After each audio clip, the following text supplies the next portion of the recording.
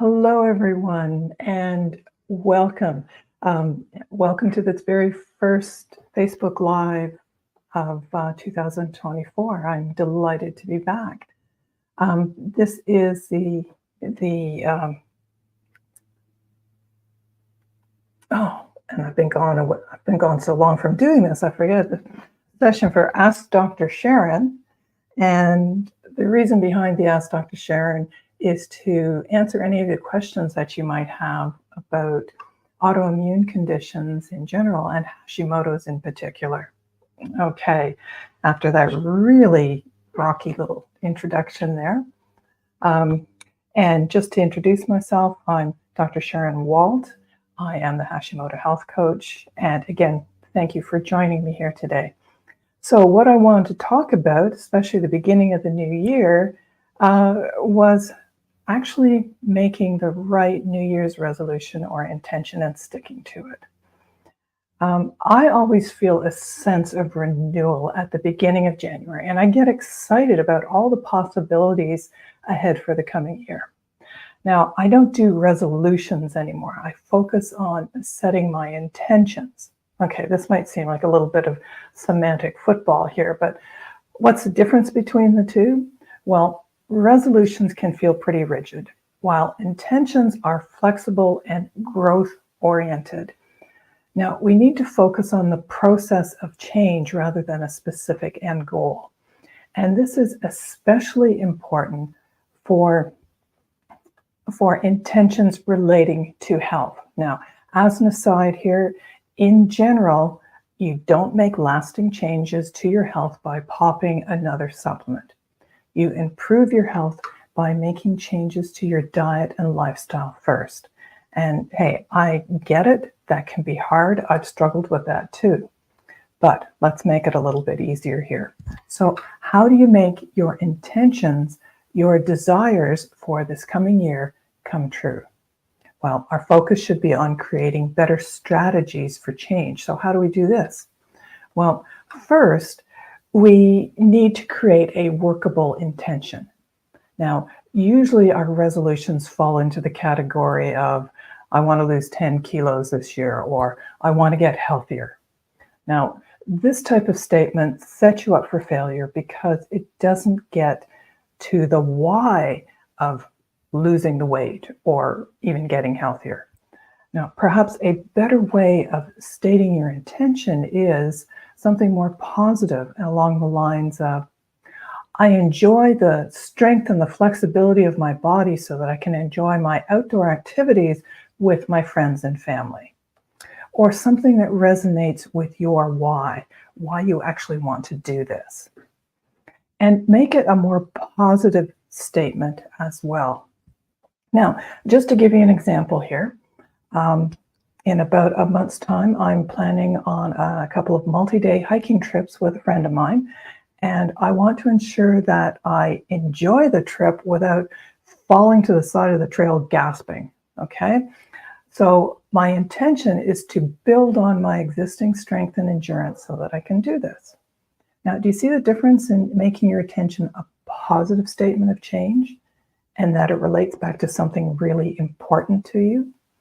Because finding out your why and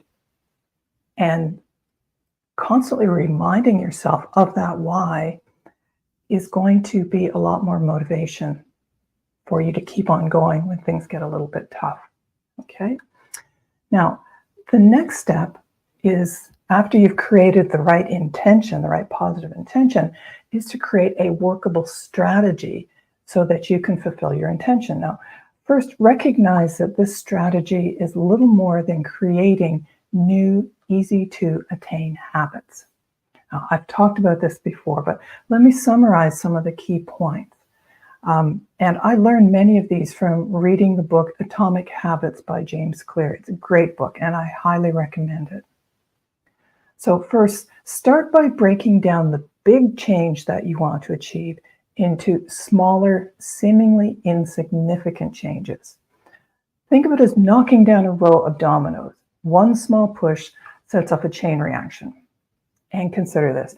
If you were to improve or make a 1% change every day by the end of the year, you would be 37 times better. So it's all in the power of compounding, okay? Remember, it's not about radical overhauls or drastic transformations.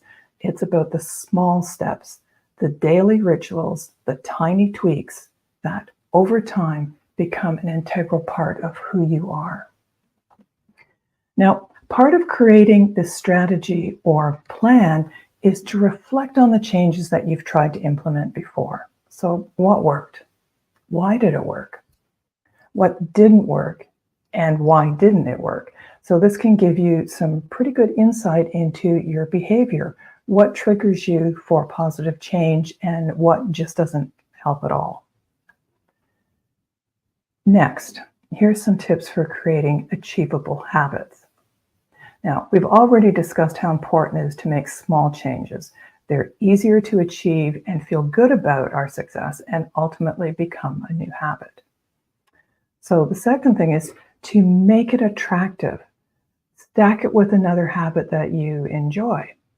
Now, for example, in my quest for a stronger body, I link my 7-minute workout, and yes, you do get results from only 7 minutes a day if you do it daily. So I link my workout with getting my morning coffee. So it is a huge incentive for me. Do my workout, get my coffee. Next, consider hanging around with people who are already doing what you want to be doing. It's important not only for support, but to see that your new behavior is normal. And I can't overemphasize this point. Please don't hang out with people who say they want something different, but don't do anything. Make sure that you surround yourself with people who are making the necessary changes. And because they're in the process of making the changes, they have a better insight into the kind of support that you're going to need as well. So going back to my example, or actually, let's start off with an example. If you want to heal your Hashimoto's, so it's probably more pertinent to today's talk, surround yourself with people who are already making dietary and lifestyle changes. Okay? The support that you're going to get from people who are trying to make those changes themselves, you can share in their success. They can also help you as well. And there's a number of ways that you can go about that. Now, in my example, in my quest for a stronger body, I go for a 2-hour walk every Saturday morning with friends. And we've been doing this for almost 14 years. It's not just exercise, it's social, it's therapeutic, and I rarely miss going. Now, the one small change that I've made is to start an hour earlier and add another 6-kilometer section to our walk. So that's been a relatively easy change to make. And I get a lot of support from my friends for doing that. Okay, so just to summarize this next point is to make it attractive. So any change that you're going to make it just that little bit easier by either linking it to a habit that you're already doing or making sure you're doing it with people that you get the support that you require. Okay, next tip here. Make it easy. Prepare your environment to make your actions easier. Now, for example, if you want to stop unhealthy snacking at night, you can pre-make some healthy alternatives, like having carrot sticks or apple slices or celery sticks, having them available in the fridge. So when you start thinking about snack, it's there. It's the easy option. Now, in order for this to work better, don't buy the unhealthy snacks. Don't have them in the house, okay? Because if they're there, it's really easy just to grab those instead.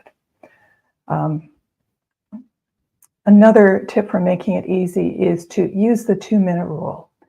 Downscale your habits or break them up into smaller pieces until they can be done in 2 minutes or less. So you can do practically anything for 2 minutes. Okay. And again, just because it's a small change doesn't mean that it can't be an important change over time. Next tip. Make it satisfying. Reward yourself when you complete a habit. You can also keep a habit tracker so that you can check off your progress. I know a lot of us, including myself, actually really like to do that little check mark when I complete something. I get a lot of satisfaction. I know that sounds maybe a little bit strange, but that's one of the ways that incentivizes me to keep on going. Now, the last thing I want to talk about here is also to visualize your success. So spend a maximum, no more than about 5 minutes every day, visualizing what your life is going to look like when you fulfilled your intention. So one way to do this is to, well, number one, find a quiet spot, close your eyes, and then visualize perhaps a day in your life, starting with waking up with anticipation and joy and going through the day that fulfilling your intention provides for you. Okay? What are you doing? What are you feeling? Who are you with? So make it as rich an environment as you can visualize. The reason for doing this, especially if you do it on a regular basis every day, it's a great way to remind yourself of why you want to do this, why your intention is important for you. Okay, you see, if you're doing it on a regular basis, it's kind of residing in the back of your mind, and it does make it a little bit easier to make those small changes.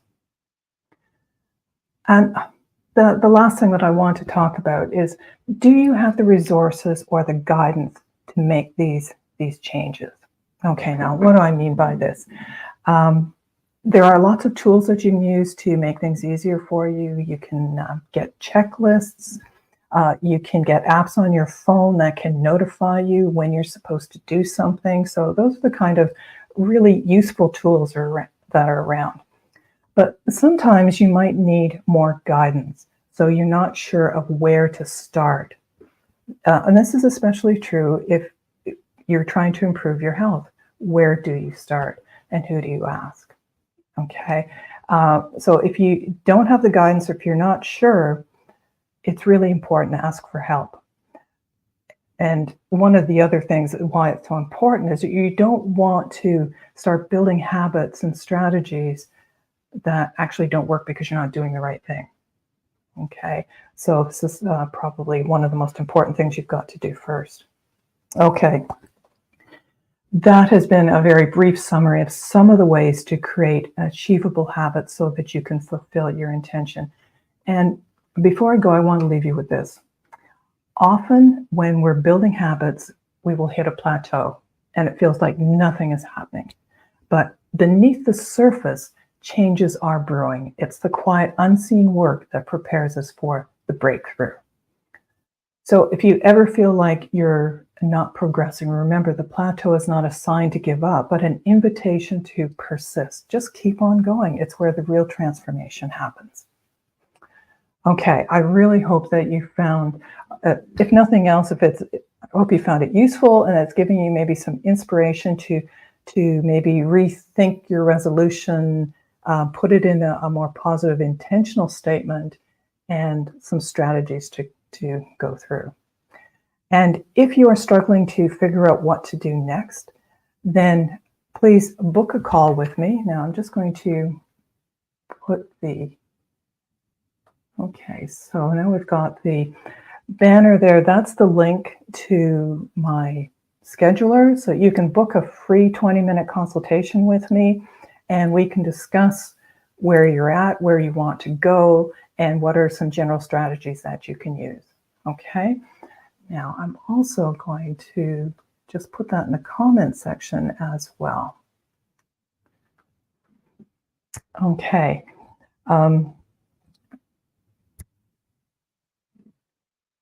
And if you've got any questions, hey, I am happy to answer them. You can always message me, email, put it in the comments below this, and I will get back to you.